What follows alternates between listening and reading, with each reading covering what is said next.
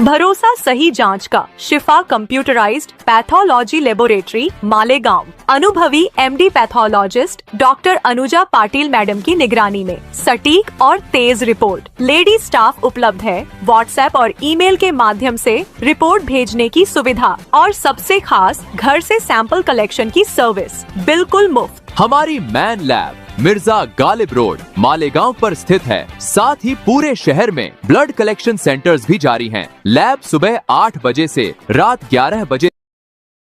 जुलाई को एनआईए ने जो फैसला किया वो सिर्फ एक फैसला था, इंसाफ नहीं था। उसके बाद नेशनल लेवल पर, लोकल लेवल पर लोगों की अपनी अलग अलग राय जरूर रही। उस बीच मालेगांव शहर में मौसम पुल पर और गांधी जी के मुजस्समे के सामने जिस तरह से शिवसेना और कुछ भगवा तंजीमों ने जुलूस निकाला और जश्न मनाने का काम करा, उससे पूरे मुल्क में एक मैसेज गया कि इतना गंभीर और संगीन मामला बम ब्लास्ट का, उस पर जिस तरह से हम ये मानते हैं कि नंगा नाच किया गया कल मौसम पुल पर और उनको रोका नहीं गया, कि बम ब्लास्ट जैसे संगीन मामले में मालेगांव शहर में ही, क्योंकि वो लोग भी मालेगांव में ही रहने वाले लोग हैं, उस शहर में जो लोग मारे गए थे, एक बच्ची थी, उसमें 6 लोग मारे गए थे, 100 से ज्यादा लोग जख्मी हुए थे। कई पुलिस ऑफिसर बम ब्लास्ट के बाद वो भी जख्मी हुए थे।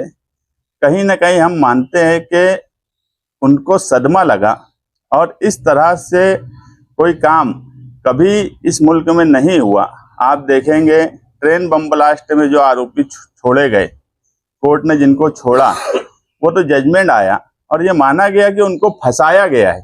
उसके बाद भी मुल्क में कहीं मुसलमानों ने कोई जश्न नहीं मनाया और सरकार ने फौरन हाईकोर्ट के फैसले के खिलाफ दिल्ली सुप्रीम कोर्ट में अपील दाखिल कर दी। और हम कल बॉम्बे हाईकोर्ट में थे, एनआईए कोर्ट के पास भी हम गए। हमको लगता था कि एनआईए कोर्ट के बिल्कुल बाजू में बॉम्बे हाईकोर्ट है। अगर महाराष्ट्र सरकार चाहती तो फौरन अपील दाखिल करती, मगर जिस तरह से सीएम का बयान, बीजेपी के बड़े लीडरों का बयान आया, तो ऐसा लगता है कि ये अपील में जाना नहीं चाहते।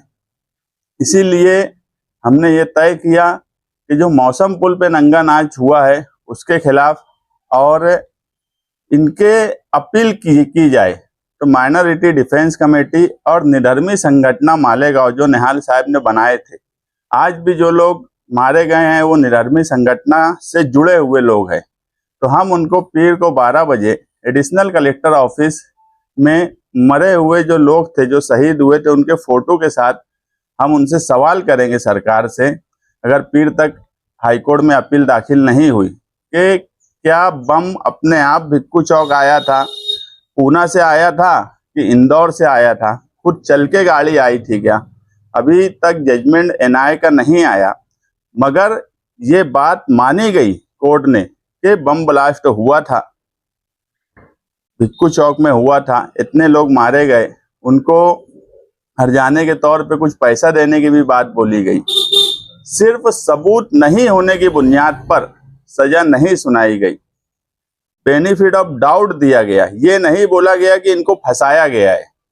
सिर्फ एजेंसियां जो है, और हमको पहले दिन से, जब से एनआईए के पास ये चौकसी आई 2016 में, जिस तरह से मालूमात मिल रही थी कि एनआईए खुद दबाव बना रही है गवाहों पर कि साध्वी प्रज्ञा सिंह, कर्नल पुरोहित, इन जैसे लोगों पर के खिलाफ गवाही ना दी जाए। जब एजेंसी जो चौकसी करके न्यायालय में अपनी बात रखती है, जब उनके ही ताल्लुक से ये बातें आने लगी कि वो दबाव बना रहे हैं, तो इंसाफ मिलने वाला नहीं था। मगर उसके बाद भी हम एक उम्मीद से थे कि जिस तरह से साध्वी प्रज्ञा सिंह ठाकुर की गाड़ी मिली, उस वक्त जो चेसी नंबर बोला जाता था, एटीएस के चीफ हेमंत करकरे साहब ने स्पेशल इन्वेस्टिगेशन करके वो चेसी नंबर निकाला था और एटीएस की चार्जशीट में वो चेसी नंबर है। उसके बाद कर्नल पुरोहित और साध्वी प्रज्ञा सिंह, इनकी कॉल रिकॉर्डिंग भी निकाली गई। नासिक में इनकी जो मीटिंग हुई उस पर भी चार्जशीट में हेमंत करकरे साहब ने लिखे, मगर उस वक्त हेमंत करकरे साहब 2008 में वो शहीद कर दिए गए पाकिस्तानी हमले में, और उसके बाद से पूरी तफ्तीश दूसरे रुख पर चली गई। हम उस वक्त भी देख रहे थे, क्योंकि मुसलसल निधर्मी संगठन की तरफ से हम तहरीक चला रहे थे। हमें ये भी पता है कि ये कड़ी बहुत दूर जाकर मिल रही थी। कुछ ऐसे लीडरों से जो आज बड़े बड़े ओहदे पर हैं, उनसे भी ये कड़ी मिल रही थी, मगर पूरी इंक्वायरी को इस तरीके से कोर्ट में पेश किया गया कि सबूत नहीं मिले।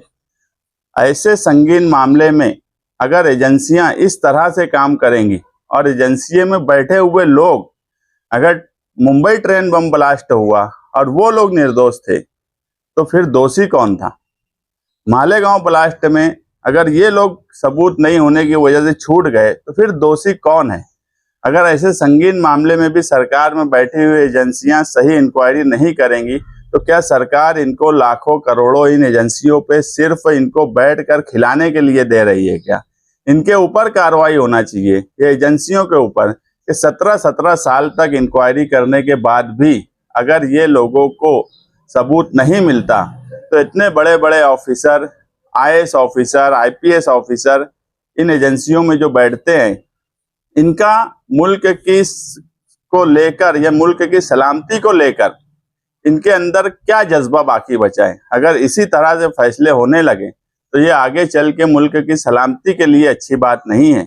लोगों की हिम्मत खुलेंगी कि 15, 17, 18, 20 साल के चलने के बाद कोई इल्ज़ाम हिंदुस्तान की एजेंसियां साबित नहीं कर पाती। इसलिए अगर एजेंसियां साबित नहीं कर रही है, तो सरकार उन पर कार्रवाई करे और फौरन इसकी अपील हाईकोर्ट में दाखिल करें। हमें आज भी उम्मीद है कि उस वक्त जो हिंदुस्तान को एक भगवा दहशतगर्द इस मुल्क में हैं, और जो नासिक में मीटिंग हुई थी, वो मीटिंग ही हिंदू राष्ट्र के नाम पे थी। ये पूरा मामला कहीं ना कहीं धर्म से जोड़कर ही किया गया। हम ये बात मानते हैं कि किसी धर्म में, वो हिंदू हो, मुसलमान हो या कोई भी हो, धर्म ये नहीं सिखाता, मगर वो हिंदू का मजहब हो कि मुसलमान का मजहब हो, धर्म का सहारा जरूर लिया जाता है। कुछ ऐसे लोग हैं जो धर्म के सहारा लेकर इस तरह की आतंकवाद करते हैं, और ऐसे लोगों को सजा मिलना चाहिए। यहीं हम चुप नहीं बैठेंगे। अगर सरकार ने अपील नहीं की, तो माइनॉरिटी डिफेंस कमेटी पीर के दिन एडिशनल कलेक्टर ऑफिस में जाने के बाद आगे कानूनी तौर पर क्या करना चाहिए, उस दिन फैसला करेंगे।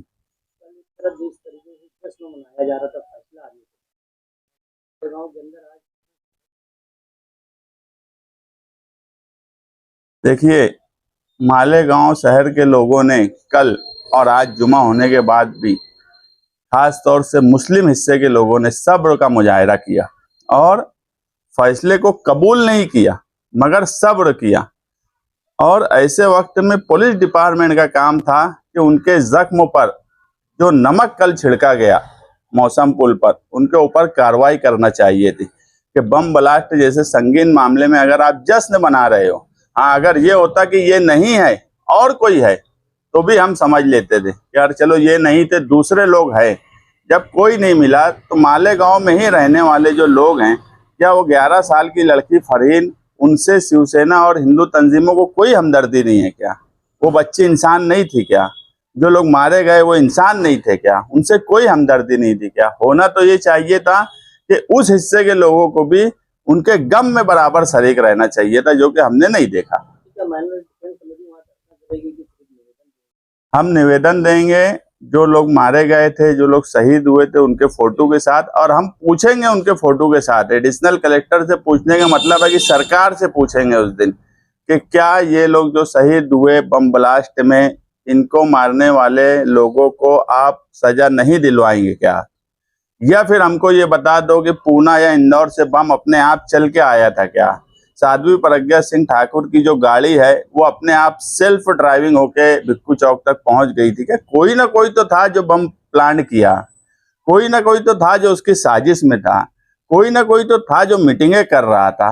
कुछ ना कुछ तो मामला एक कॉन्स्पिरेसी के तहत, साजिश के तहत पूना से नासिक, नासिक से इंदौर, ये सारी कड़ी जुड़ी हुई है। ATS की चार्जशीट है। अगर NIA आज सही रुख पर नहीं है, तो उस ATS की चार्जशीट को अपील के साथ दाखिल किया जाए। यही हमारी उनसे निवेदन रहेगा।